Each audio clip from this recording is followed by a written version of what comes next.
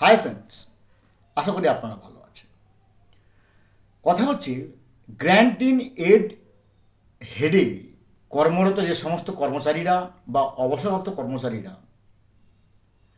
তারা স্বাভাবিক dearness alliance বা ডিয়ারনেস রিলিফ নিয়ে ব্যস্ত আছেন। তাদের মধ্যে আমিও পড়ি, আমিও ব্যস্ত আছি। কেন না, যখন গভর্নমেন্ট এমপ্লয়িরা পেয়ে গেছেন, গভর্নমেন্ট রিটায়ার্ড এমপ্লয়িরা পেয়ে গেছেন, কেএমসি কর্মরত তারা ডিএ পাবেন বলে নোটিফিকেশান জারি হয়েছে, তাহলে আমাদেরটা নোটিফিকেশান জারি হয়নি, তো স্বাভাবিক আমাদের একটা উদ্গ্রীব হওয়াটাই কথা। কিন্তু আজকের এই ভিডিওতে যে কথাগুলো বলবো লিখে রাখুন যে গ্র্যান্ট ইন এড হেডে কর্মরত যারা শিক্ষক শিক্ষিকা professor, group C group D কিংবা পুরসভা পঞ্চায়েত মিউনিসিপ্যালিটি ওয়ার্কচার্ট যারা যারা চাকরি করেন, এই গ্র্যান্ট ইন এড হেডে চাকরি করেন, প্রত্যেকেই ডিএ বা ডিআর পাবেন। কেন না, আমি আপনাদেরকে পয়েন্ট করে বলছি। দেখুন, সরকার কিন্তু একটা যে নোটিফিকেশানটা বেরিয়েছিল 13 তারিখ, সেটাকে কিন্তু এখনও পর্যন্ত সরকার চেঞ্জ করেনি। চেঞ্জ করলে কিন্তু আমার ভাবতে তাহলে তাহলে ডিএ বা ডিআর নিয়ে সমস্যা হতে পারে, প্রথম কথা।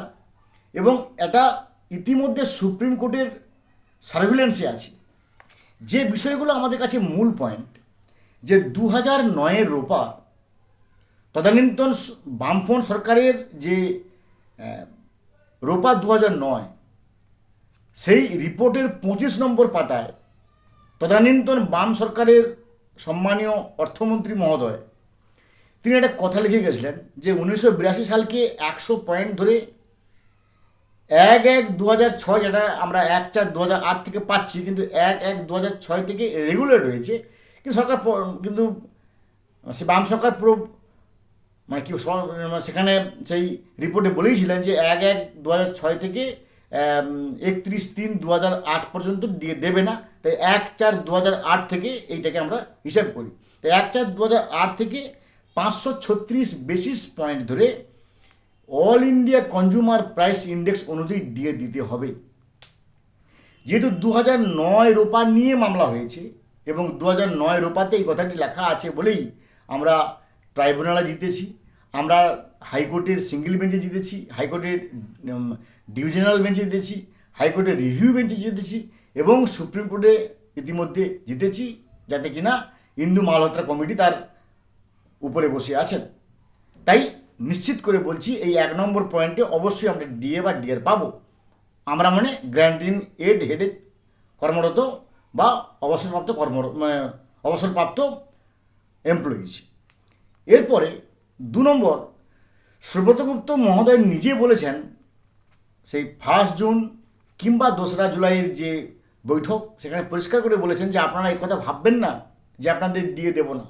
শুধুমাত্র প্রশাসনিক জটিলতা, একটা অ্যাডমিনিস্ট্রেটিভ কমপ্লেক্সিটি এবং টেকনিক্যাল ফল্ট, যেখানে কিনা মজার ব্যাপারটা হচ্ছে যে প্রত্যেকটা নাকি গ্র্যান্ট ইন এড হেডের কথা নাকি এমপ্লয়ি কোড পাল্টে যাচ্ছে, যেটা উনি অভিযোগ করেছেন।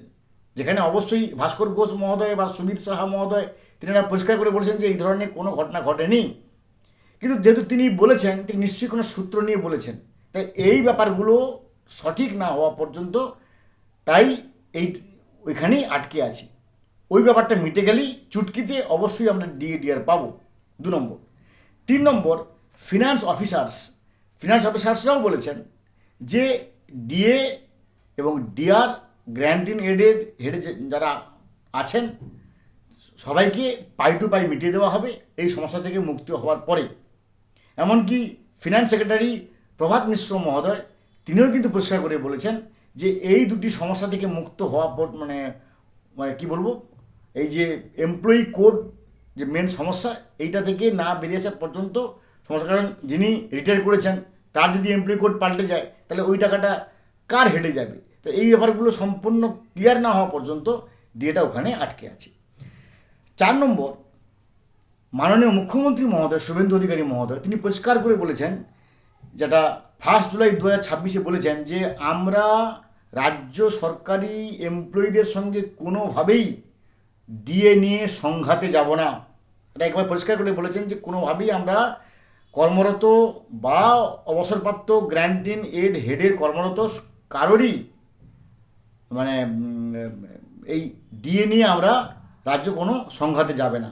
এটা কে বলেছেন? মাননীয় মুখ্যমন্ত্রী মহোদয় বলেছেন। এবং 5 নম্বর, যদি যদি এই উপরিউক্ত 4টি কথা যদি দেখে যে আমরা যদি নাল অ্যান্ড ভয়েড হয়েও যায়, যে 4টি কথা যে ভাই সৌগত গুপ্তমা সেরকম মুখে বলেছেন, ফিনান্স সেক্রেটারি মুখে বলেছেন, মাননীয় মুখ্যমন্ত্রী মুখে বলেছেন, বা সে 2009 রূপাতে কী লেখা আছে ওগুলোকে নাল অ্যান্ড ভয়েড, ওগুলোকে আমরা যদি বাদও দিয়ে দিই, তাহলে শেষকালে আমাদের রক্ষা কবচটা কী না, সুপ্রিম কোর্টের যে 5ই ফেব্রুয়ারি 2026 যে নির্দেশিকা, সেখানে পরিষ্কার করে তার 59.2, 59.3, 59.9 পয়েন্টে একেবারে পরিষ্কার করে, এবং 59.4 অর্থাৎ 59.2, 59.3, 59.4 এই 2, 3.2, 3.4 এই তিনটেতে ডিএ নিয়ে বলেছে। আর 59.9 এই যে পয়েন্টে, বা যেটাকে আমি 0.9 বলছি, দশমিক মানে আমি এটাকে 0.9 বলছি, অর্থাৎ 59 প্যারার 2 নম্বর বা 3 নম্বর বা 4 নম্বর বা 9 নম্বর, যেখানে সাব প্যারা বলছি, এগুলোতে ডিআর নিয়ে বলা আছে। তাই সুপ্রিম কোর্টে যেহেতু নির্দেশিকা এবার পরিষ্কার করে বলা আছে, তাই গ্র্যান্ট ইন হেডে বা গ্র্যান্ট ইন এডের হেডে চাকরি করা কর্মরত বা যারা রিটায়ার্ড ডিএ এবং ডিআর পাবো, সেই বিষয়ে আমি অন ক্যামেরা আপনাদেরকে নিশ্চিত করে বলছি। কারণ এই কারণে নিশ্চিত করে বলছি যে সংগ্রাম যৌথ মঞ্চের যারা ওই দিন মিটিংয়ে ছিলেন, সুবীর সাহা মহোদয় বা ভাস্কর ঘোষ মহোদয়, তাদের কাছ থেকে যথোপযুক্ত খবর নেওয়ার পরেই আমি বলছি যে গ্র্যান্ট ইন এড হেডের অবশ্যই ডিএ বা ডিআর পাবো। শুধু এই প্রশাসনিক জটিলতা আর টেকনিক্যাল ফল্ট, এই দুটি ব্যাপার না মেটা পর্যন্ত এই ব্যাপারে আমরা ঠিক এই মুহূর্তে হচ্ছে যেটা খুব শীঘ্রই এই মেঘ কেটে যাবে এবং অবশ্যই আমরা ডিএ বা ডিআর পাবো। তবে এই ব্যাপারে আমাদের মনে রাখতে হবে যে সরকার বদল হয়েছে, এটা ঠিক, বন্দ্যোপাধ্যায় রাজ বন্ধ হয়েছে, এটা ঠিক, কিন্তু মনে রাখতে হবে যে এমন কিছু আমলা বসে আছেন বা কিছু officers on special duty OSD, যারা কিন্তু বদল হয়নি, কারণ তাই চাকরি 60 বছর পর্যন্ত। তাই তারা অনেকে কিন্তু সলতে পাকাচ্ছে এই ধরনের অভিব্যক্তি। এটা আমি বলছি না, এটা সংগ্রাম যৌথ মঞ্চের সুবীর সাহা মহোদয় বলেছেন। সুবীর সাহা মহোদয় একবার প্রকাশ্যে তিনি প্রেস কনফারেন্স করে বলেছেন যে এমনও কিছু আমলা আছে বা এমনও কিছু ওএসডি আছে যারা কিন্তু এই দুর্নীতির সলতে পাকাচ্ছে। যাই হোক, অবশ্যই এই দুর্নীতির সলতের হ্রাস অবশ্যই বন্ধ হবে এবং ডিএ বৃষ্টি হবে বা ডিআর বৃষ্টি হবে খুব শীঘ্রই আনন্দের বাতাবরণ নিয়ে। সেই আশা রেখেই আমরা ভিডিও শেষ করলাম। ভালো থাকুন, have a good day, thanks.